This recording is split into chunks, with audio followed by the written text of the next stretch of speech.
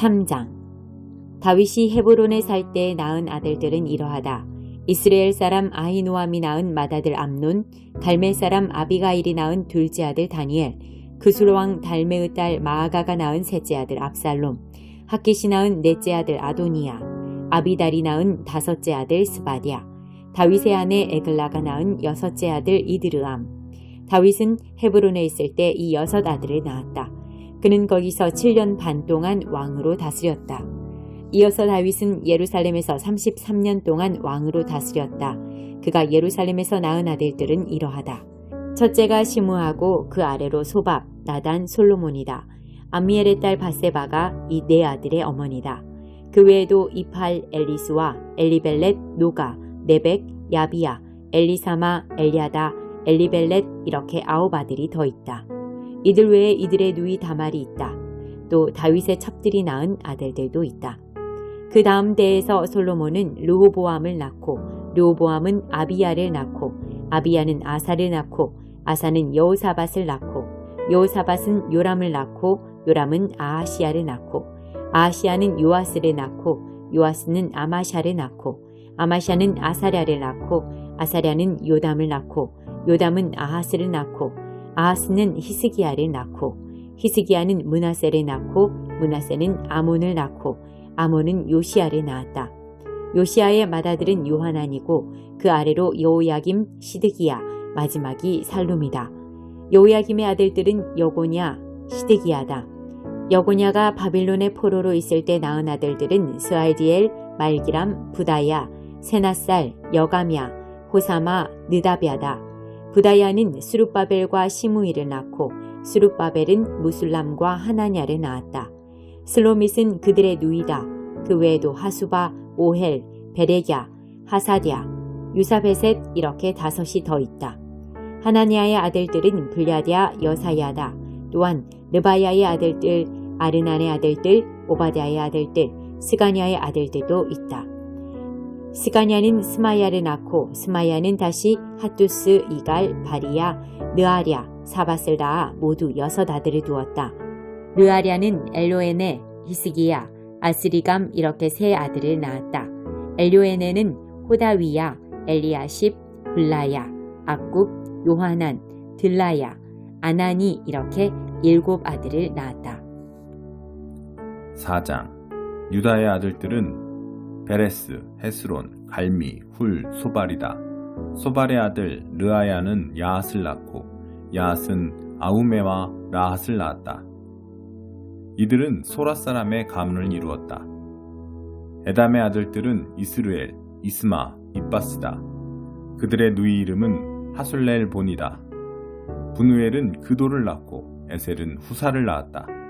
이들은 에브라다의 맏아들이요 베들레헴의 아버지인 훌의 자손이다. 드고아의 아버지 아수르에게는 헬라와 나아라라는 2 아내가 있었다. 나아라는 아우삼, 헤벨, 데므니, 하하스다리를 낳았다. 이들은 나아라의 자녀들이다. 헬라의 아들들은 세렛, 소할, 에드난, 고스다. 고스는 아눕과 소베바를 낳고 하룸의 아들 아하헬의 가문을 낳았다. 야베스는 형제들 가운데서 가장 존경받는 사람이었다. 일찍의 그의 어머니는 출산이 이토록 고통스럽다니 내가 큰 고통 중에 그를 낳았다 하며 아이의 이름을 야베스, 고통이라고 지었다. 야베스는 이스라엘의 하나님께 기도했다. 제게 복을 주십시오. 제게 복을 주십시오. 제게 넓은 땅, 넓은 지경을 주십시오. 주께서 친히 보호하셔서 악이 저를 해치지 못하게 해주십시오. 하나님께서는 그가 구한 대로 이루어 주셨다.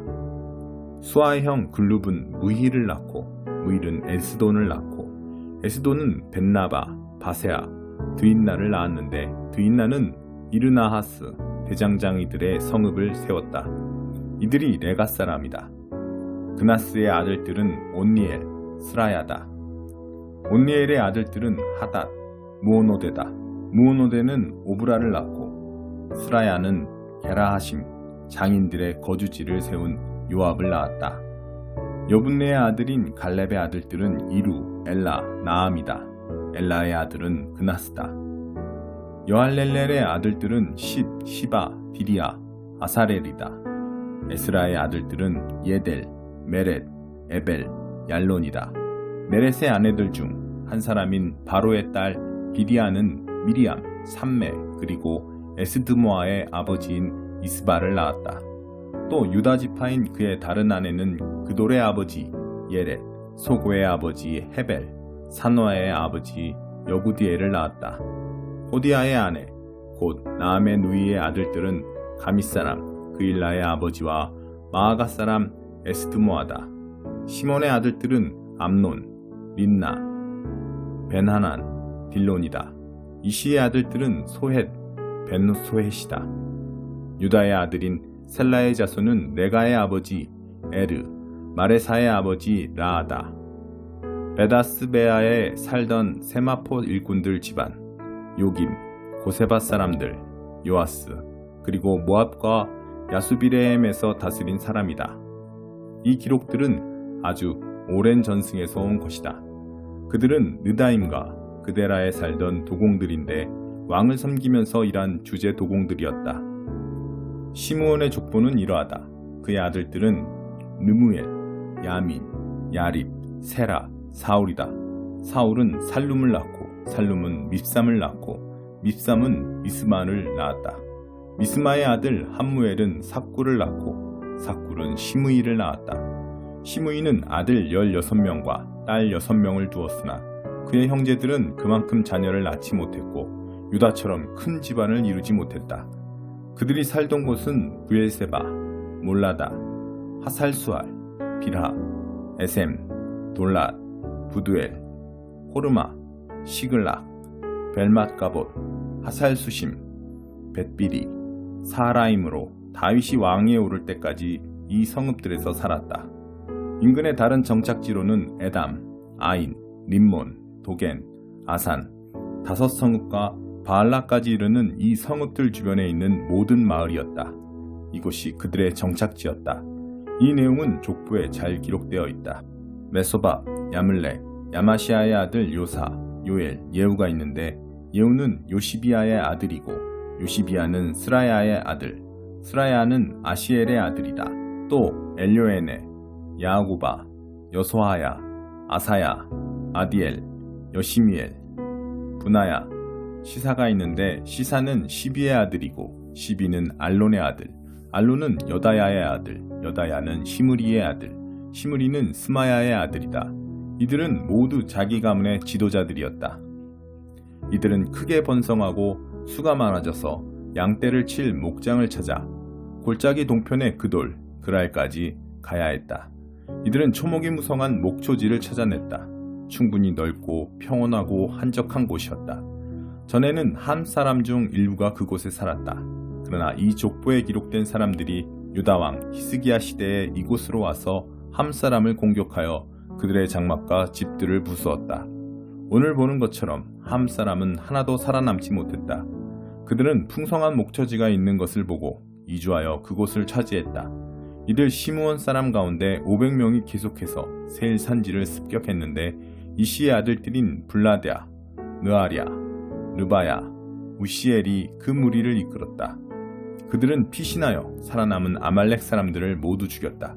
그리고 오늘까지 그곳에 살고 있다. 9장 가시적 비유인 성소. 첫 번째 계획에는 예배를 위한 지침과 특별히 고안된 예배 장소가 있었습니다. 바깥을 두르는 큰 장막을 세우고 그 안에 등잔대와 상과 하나님께 드리는 빵을 두었는데 이곳을 성소라고 했습니다.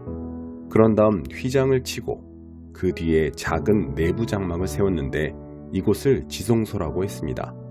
거기에는 금으로 만든 분향제단과 금을 입힌 언약궤가 놓여 있었고 언약궤 안에는 만나를 담은 금항아리와 아론의 쌍난 지팡이와 언약의 2 돌판이 있었고 천사가 날개로 덮는 모양의 속죄소가 언약궤를 덮고 있었습니다. 하지만 지금은 이것들에 대해 이야기할 시간이 없습니다. 이런 것이 갖춰진 뒤에 제사장들이 큰 장막에 들어가 직무를 수행했습니다. 작은 내부 장막에는 대제사장만이 1년에 한 번 들어가서 자기 죄와 백성의 누적된 죄를 위해 피를 제물로 드렸습니다. 이것은 큰 장막이 서 있는 동안에는 백성이 하나님께로 걸어 들어갈 수 없음을 성령께서 시각적 비유로 보여주신 것입니다. 이 제도 아래서 드려진 예물과 제물은 예식과 행위의 문제에 해당할 뿐 문제의 핵심에는 다가가지 못합니다. 백성의 양심을 만족시켜주지 못합니다. 본질적으로 이 제도는 철저히 재정비될 때까지 한시적으로 차용된 제도일 뿐입니다. 하늘의 실체를 가리키는 단서. 그러나 메시아께서 뛰어난 새 언약의 대제사장으로 오셔서 이 창조 세계에 있는 옛 장막과 그 부속물을 지나시고 하늘에 있는 장막인 참 성소로 영단번에 들어가셨습니다. 또한 그분은 염소와 송아지의 피로 드리는 제물 대신에 자신의 피로 값을 치르심으로 영단번에 우리를 자유케 하셨습니다. 동물의 피와 정결 예식도 우리의 신앙과 행위를 실제로 깨끗하게 해준다면 하물며 그리스도의 피는 우리의 삶 전체를 안팎으로 얼마나 더 깨끗하게 해줄지 생각해 보십시오. 그리스도께서 성령을 힘입어 자기 몸을 흠없는 제물로 드리심으로 스스로 훌륭해지려는 부질없는 수고에서 우리를 자유케 하셨습니다. 그리하여 우리는 전력을 다해 하나님을 위해 살 수 있게 되었습니다. 유언은 사람이 죽어야 그 효력이 발생합니다. 새 언약도 예수께서 죽으심으로 효력이 발생했습니다. 그분의 죽으심은 옛 계획에서 새 계획으로 바뀌었음을 나타내는 표지입니다. 이 죽음으로 인해 옛 의무조항과 그에 따르는 죄가 폐지되었고 상속인들은 자신들에게 약속된 영원한 유산을 받으라는 부름을 받았으며 그분께서 이 새로운 방식으로 하나님과 그분의 백성을 화해시키셨습니다. 첫 번째 계획을 실행에 옮기는데도 죽음이 필요했습니다. 모세는 율법계획, 하나님의 유언의 조항들을 전부 낭독한 뒤에 엄숙한 예식을 진행하며 제물로 바쳐진 동물의 피를 취해 언약 문서에 뿌리고 그 언약의 수혜자인 백성에게도 뿌렸습니다.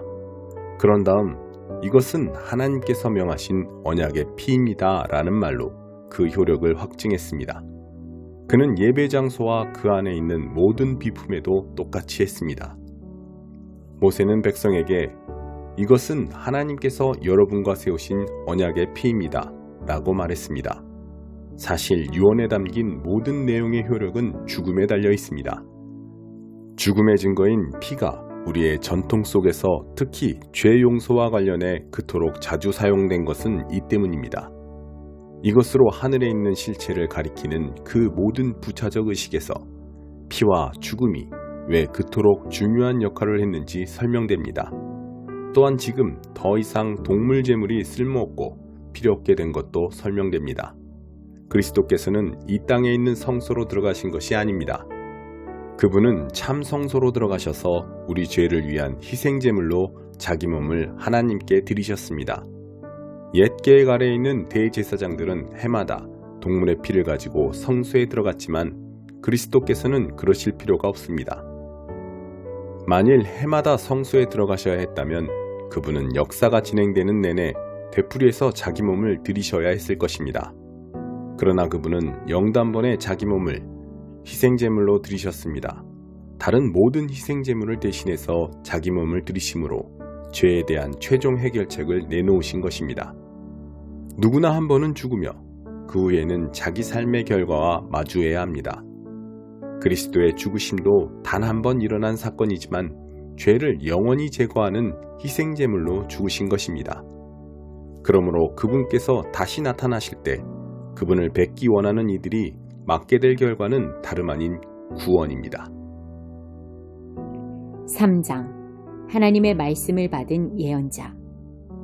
이스라엘아, 귀 기울여 들어라. 하나님께서 너희를 신문하신다.